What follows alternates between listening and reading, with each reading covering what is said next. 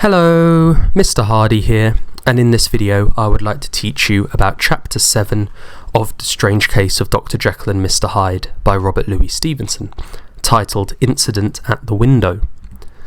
I'll start by summarising the plot of this chapter. We can then explore the key characters, context, themes and quotes together, and finally I'll leave you with an exam style question that you can answer if you would like some writing practice. So, what happens in Chapter 7 of The Strange Case of Dr. Jekyll and Mr. Hyde by Stevenson, titled Incident at the Window? Well, Mr. Utterson and Mr. Enfield are out on their usual Sunday walk.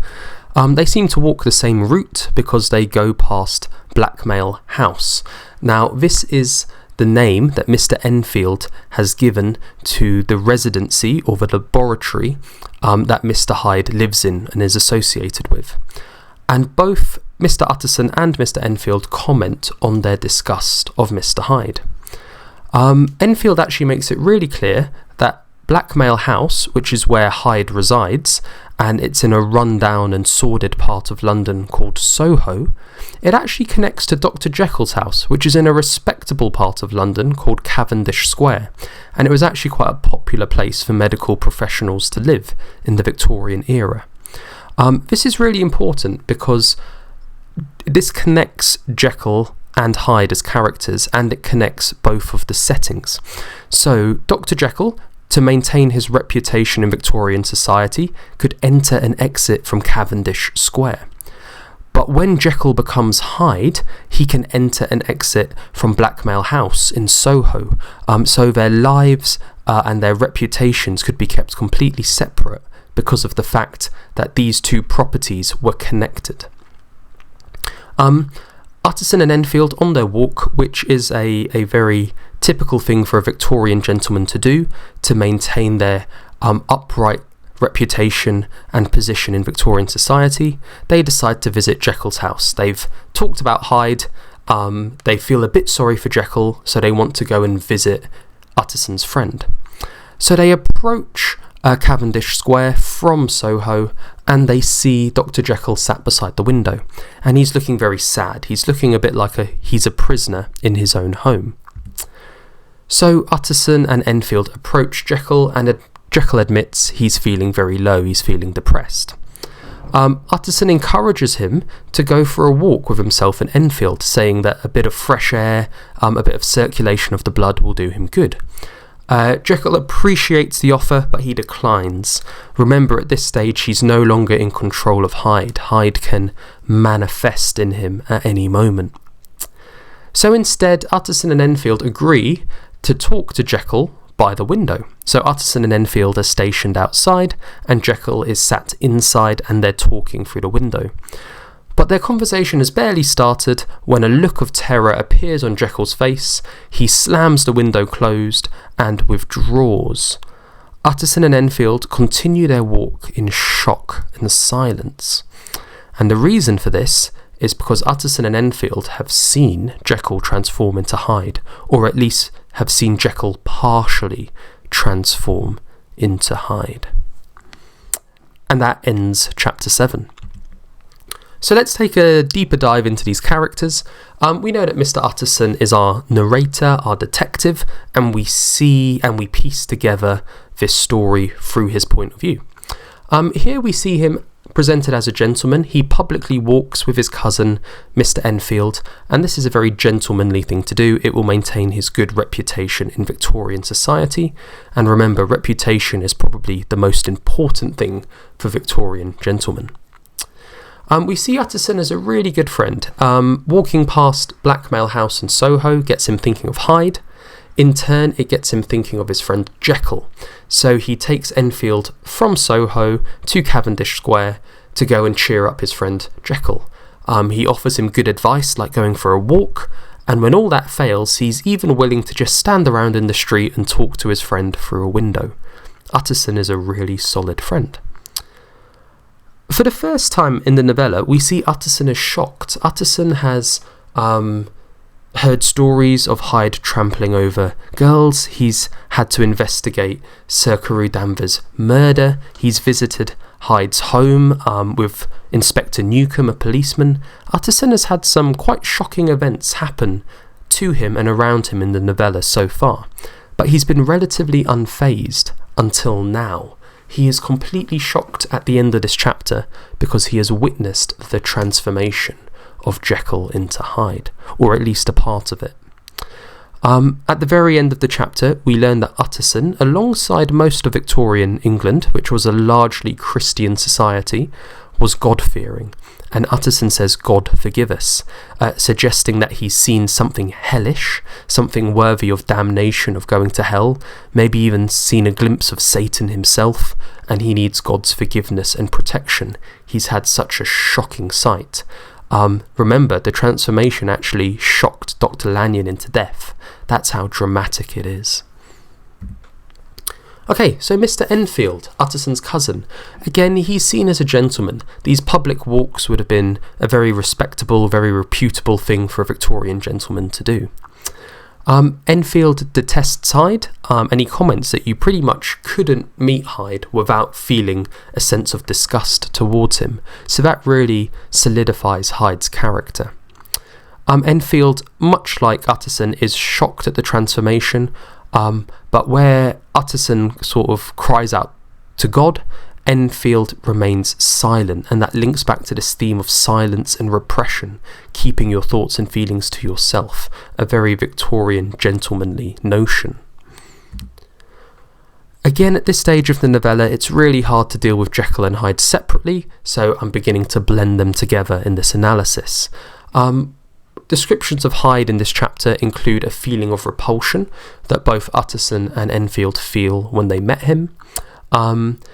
Descriptions of Jekyll include poor Jekyll. There was an infinite sadness of mien meaning your face or visage, so there's sadness in his face.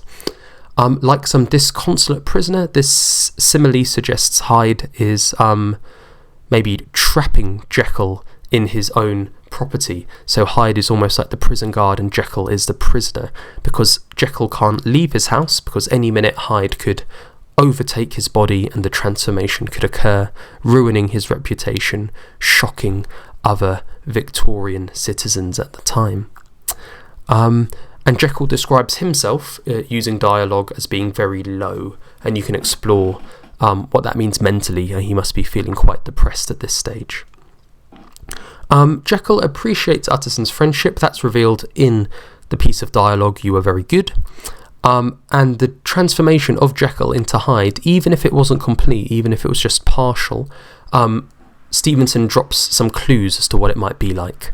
Abject terror and despair, froze the very blood, silence, pale, horror in their eyes. Stevenson is a master of presenting horror, but also not presenting horror. This is the second time we've got a description of the transformation. There's one from Dr. Lanyon, and now there's one where Utterson and Enfield see it partially. But Stevenson doesn't give us the gory, gruesome details, because in a way that would be less horrifying. What Stevenson does is he drops clues, and then the readers can use their imagination to whatever scope their imagination allows for, to make the transformation as horrible and as terrifying as their imaginations allow. Let's take a look at context. We've spoken about science, but we haven't really spoken about religion. In Victorian England, Christianity was the dominant faith. And this novella, remember it's a short novel, sometimes called a novella, is full of biblical allusions. A biblical allusion is a writing technique, and it means it's referring to stories from the Bible. So in chapter 1 of Jekyll and Hyde, Utterson says, "I incline to Cain's heresy." This is a reference to the biblical story in Genesis of Cain and Abel. Cain ends up murdering his brother Abel. This foreshadows murder and death and horror in the novella. In chapter 4, Sir Danvers Carew is described as a beautiful gentleman with white hair. This is quite angelic imagery. In the Bible, you get references to angels. There's actually an angel called the angel Gabriel, and Mr. Utterson's first name is Gabriel Utterson. So there's another angelic reference you can find in this novella. In chapter 6, Jekyll refers to himself as the chief of sinners. So in the Bible, when you do things that are morally wrong, that would be called a sin. Now remember, in the Victorian society there was a very strong moral code, a very strong of right and wrong, good and evil. So Jekyll has clearly sinned. He's created Hyde, and Hyde tramples little girls and murders politicians. He really is an evil creation, and that would make Jekyll a sinner.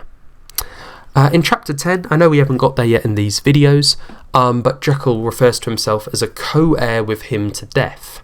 Now there's a quote in the Bible that you are co-heir in Christ, so you inherit heaven with Christ. In this case, Jekyll inherits hell with Hyde. The novella also contains other religious and mythological references. Apologies for the typo on mythological, there needs to be an A between the C and the L. There's reference to Hinduism, so in chapter 1, Hyde is described as like some damned juggernaut, and this similarly compares Hyde to a juggernaut, which is a float that is used in Hindu festivals and parades, and it's so big and heavy and powerful, it's unstoppable, and this makes Hyde sound like an unstoppable force. There are loads of references to Greek mythology. The most obvious one that I've covered in a previous video was the reference to Damon and Pythias, but there's also reference to harpies, amongst other Greek mythological ideas that Stevenson includes in this novella. So I think this interplay between religion and science, quite commonly referred to as religion versus science, I think that's a really interesting dynamic in this novella. So, thematically, we can look at curiosity. So curiosity is when you want to discover something, when you want to investigate something, because it sort of satisfies an interest you have. Now, Dr. Jekyll, we learn particularly in chapter 10, he had within him desires that Victorian society would frown upon. So on his exterior, Dr. Jekyll was a very moral and good, reputable Victorian gentleman, but internally he had things he wanted to do which Victorian society would just not let him. So because of Victorian England's strict moral code, this gentleman culture, this repression of emotions, it motivated Dr. Jekyll to form the potion that created Mr. Hyde. So Jekyll was curious to explore his inner self, his inner evil, and this resulted in the creation of a monster, a murderer, Mr. Hyde. Utterson is also curious about Dr. Jekyll's will, which it actually sparks off this entire detective novella. And it's Mr. Utterson's curiosity that sort of drives him on as this detective figure to go and solve these series of clues and work out the strange case of Dr. Jekyll and Mr. Hyde. Even Dr. Lanyon, in his wisdom and holistic science and goodness and virtue, even he gives into curiosity when Hyde says, "Do you want to watch me drink this potion, or would you rather I do it privately?"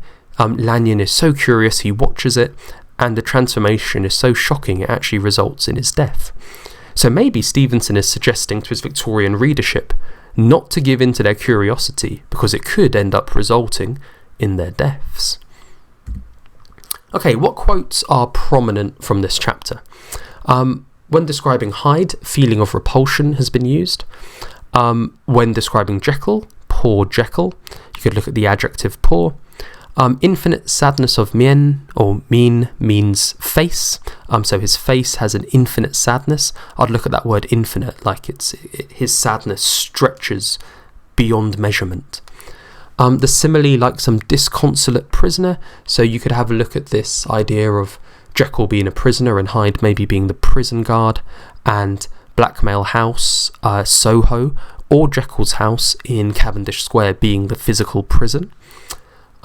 Jekyll says, "I'm very low." You could look at this adjective low and the connotations there.